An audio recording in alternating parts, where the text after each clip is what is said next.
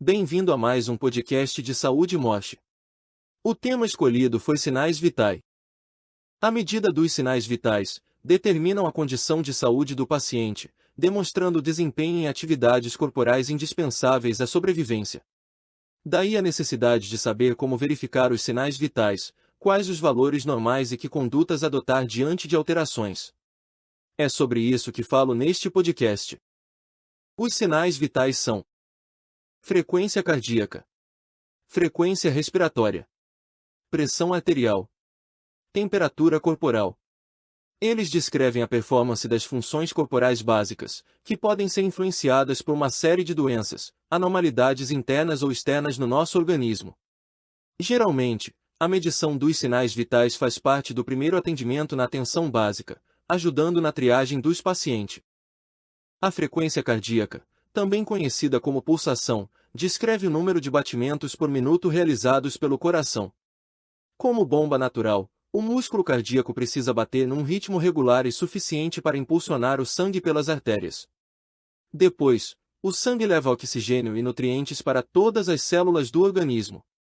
Num adulto jovem, o pulso ideal fica entre 50 e 100 batidas por minuto. Atletas idosos costumam ter a pulsação mais baixa, chegando a 40 batimentos sem que haja comprometimento ao bem-estar. Antes de um ano, os bebês registram até 160 batimentos, sem qualquer problema para a saúde. A frequência respiratória revela a quantidade de respirações completas em um minuto. Ela fica entre 12 e 20 movimentos respiratórios por minuto, num adulto saudável e com menos de 40 anos. Da mesma forma que a frequência cardíaca, a respiratória tende a sofrer variações conforme a idade. Para se ter uma ideia, os valores normais de frequência respiratória para bebês menores de 1 ano ficam entre 30 e 60 movimentos. A pressão arterial força o sangue contra as paredes desses vasos sanguíneos. Esse é o conceito por trás da pressão arterial, medida sempre em duas partes, sistólica e diastólica. O valor sistólico corresponde à tensão no momento em que o órgão se contrai, portanto, é superior ao diastólico. O valor obtido na diástole é mais baixo, pois se refere ao instante de relaxamento do músculo cardíaco, necessário para novamente se encher de sangue.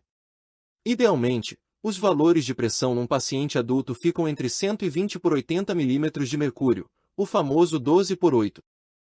A temperatura, medida por meio de um termômetro, demonstra o resultado entre ganho e perda de calor do corpo para o ambiente. O valor de referência é de 36,5 graus Celsius, para qualquer idade. No entanto, existe uma variação aceitável, que fica entre 36,1 e 37,2 graus Celsius. Valores abaixo de 35,1 graus Celsius caracterizam a hipotermia, enquanto aqueles acima de 37,8 graus Celsius correspondem à febre. Entenda a importância dos parâmetros de sinais vitais. Cada um dos sinais vitais mede funções fundamentais para a manutenção da vida. Quando algum deles é alterado, pode ser a primeira pista de que a saúde não vai bem. Um exemplo simples é a elevação da temperatura, febre, que pode sinalizar a existência de uma infecção. Por sua vez, uma pulsação abaixo do normal pode indicar problemas como desidratação. E os valores de pressão elevados constantemente revelam a hipertensão, patologia que aumenta o risco de a pessoa sofrer eventos graves como AVC e infarto do miocárdio.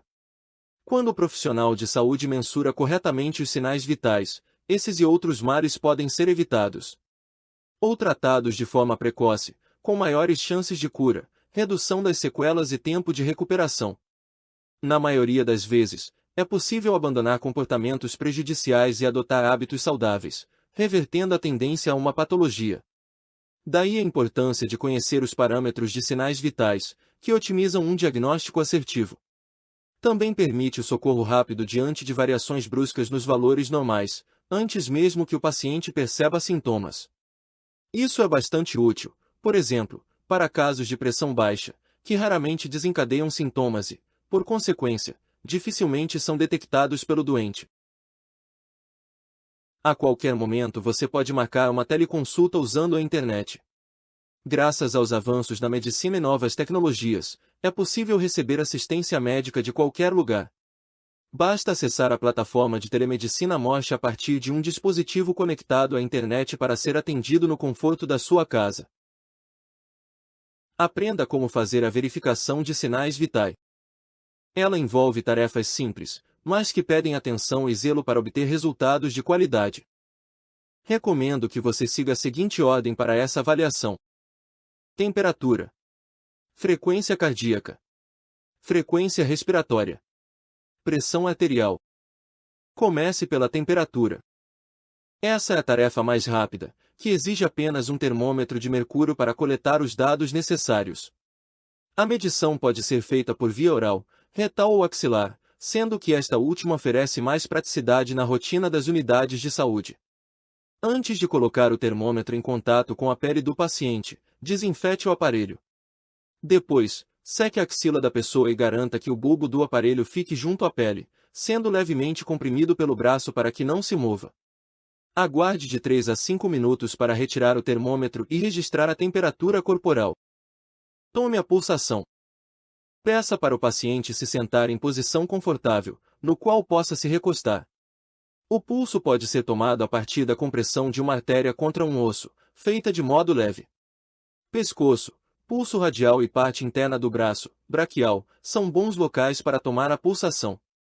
Em adultos que estejam conscientes, o mais comum é observar a frequência cardíaca pressionando o pulso, a fim de sentir as artérias radiais.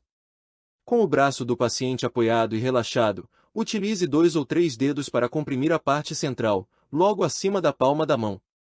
Lembre-se de não usar o polegar e indicador, que podem distorcer o resultado. Se não encontrar pulso, é possível procurar pela artéria carótida, no pescoço.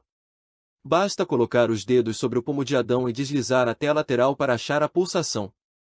Em bebês até os 12 meses, será mais simples tomar a pulsação braquial, seguindo os mesmos passos que a medição pelo pulso. Conte os batimentos durante 60 segundos, observando se são regulares e intensos. Anote os valores obtidos para que sejam comparados aos parâmetros normais. Siga para a frequência respiratória. Ela deve ser medida logo depois da frequência cardíaca, a fim de encontrar valores confiáveis. Primeiro, coloque o paciente sentado em posição confortável e relaxada para verificar as incursões respiratórias. Verifique visualmente o tórax, então, a quantidade de ciclos respiratórios, contando os movimentos sentidos por 60 segundos. Durante esse período, preste atenção, ainda, nos movimentos torácicos, se há ritmo padrão para a respiração, se é profunda ou superficial. Registre os valores e a posição do paciente no prontuário médico e compare os números com os valores de referência. Meça a pressão arterial. Caso tenha um aparelho específico, você pode escolher pelo método oscilométrico para medir a pressão arterial. Se não tiver, siga o pequeno roteiro para registrar corretamente a pressão sistólica e diastólica, baseado neste manual do SUS. Certifique-se de que o paciente esteja tranquilo, pois o estresse e a ansiedade podem aumentar os valores reais. Na dúvida, peça que ele descanse por alguns minutos antes de realizar o procedimento. Localize a artéria braquial por palpação. Prenda o manguito firmemente cerca de 2 a 3 centímetros acima da fossa antecubital, centralizando a bolsa de borracha sobre a artéria braquial. Mantenha o braço do paciente na altura do coração. Palpe o pulso radial. Posicione o estetoscópio sobre a artéria braquial e infle o manguito até o desaparecimento do som. Faça a deflação com uma velocidade constante de 2 a 4 mm por segundo. Determine a pressão sistólica máxima no momento do aparecimento do primeiro som. Determine a pressão diastólica mínima no momento do desaparecimento do som. Registre os valores das pressões sistólica e diastólica, o braço em que foi feito o exame e o horário. A qualquer momento você pode marcar uma teleconsulta usando a internet e um celular. Graças aos avanços na medicina e novas tecnologias, é possível receber assistência médica de qualquer lugar. Basta acessar a plataforma de telemedicina Mosh para ser atendido no conforto da sua casa. Ouça agora o que altera os valores de sinais vitais. Nem sempre uma patologia é responsável por alterações nos valores normais para os sinais vitais. Há diversos fatores capazes de interferir nesses resultados, por isso, vale conversar com o paciente antes de iniciar as medições.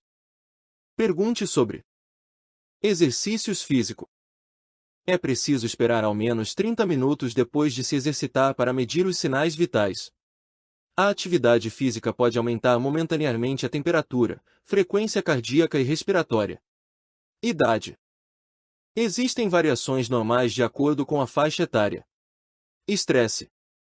Pode elevar a temperatura, frequência cardíaca e respiratória. Banhos. Costumam interferir na temperatura. Ambiente. Há indivíduos que sofrem maior influência da temperatura ambiente, como os idosos. Medicamentos. Substâncias como a epinefrina aumentam a pulsação, enquanto os cronotrópicos digitálicos a diminuem. Sobre o que fazer na alteração em sinais vitais. A conduta adequada aos profissionais de enfermagem vai depender do estado clínico do paciente, se está internado ou sob tratamento. Em ambiente hospitalar, é essencial seguir as recomendações médicas e considerar as medições de sinais vitais anteriores para comparação. Em caso de desmaio, tontura, convulsão, falta de ar ou dor no peito, interrompa as medições e peça auxílio ao médico ou enfermeiro de plantão. O mesmo raciocínio vale para doentes com pulso irregular por mais de 1 minuto, ou febre muito alta e persistente. Crianças com temperatura acima dos 38,5 graus Celsius devem ser novamente testadas, de preferência em local diferente do primeiro para confirmar a febre. Se os movimentos respiratórios estiverem difíceis de contar, experimente fazer a ausculta dos pulmões, contar a quantidade de incursões por 30 segundos e multiplicar por 2. Caso considere necessário fazer uma nova medição para corroborar a primeira, aguarde alguns minutos e repita o procedimento. Telemedicina no monitoramento de sinais vitais. Embora a medição manual dos sinais vitais seja bastante útil, muitas vezes é preciso avançar na investigação de anormalidades. Nesse cenário, o médico costuma solicitar exames de apoio ao diagnóstico para detalhar os resultados, confirmar ou afastar uma suspeita clínica. Um exemplo é o diagnóstico da hipertensão, que se beneficia da realização da monitorização ambulatorial da pressão arterial. Esse exame faz medições regulares durante um período de 24 horas consecutivas, permitindo a confirmação da doença. Da mesma forma, o Holter-ECG mede a frequência cardíaca por pelo menos 24 horas, embasando o diagnóstico de males como as arritmias. Ambos os procedimentos têm os resultados otimizados com o suporte da telemedicina e laudos à distância. Basta realizar normalmente os exames e compartilhar os registros na plataforma Morse para receber o laudo online em minutos. O laudo médico é elaborado por especialistas na área do exame e assinado digitalmente para garantir a autenticidade. Se você gostou deste assunto, considere assinar nossas redes sociais e nosso podcast Morse no YouTube. Caso tenha algum assunto que deseja que eu comente no formato de podcast, basta mandar mensagem pelas nossas redes sociais. Fique atento para não perder os próximos episódios. Abraço e até breve.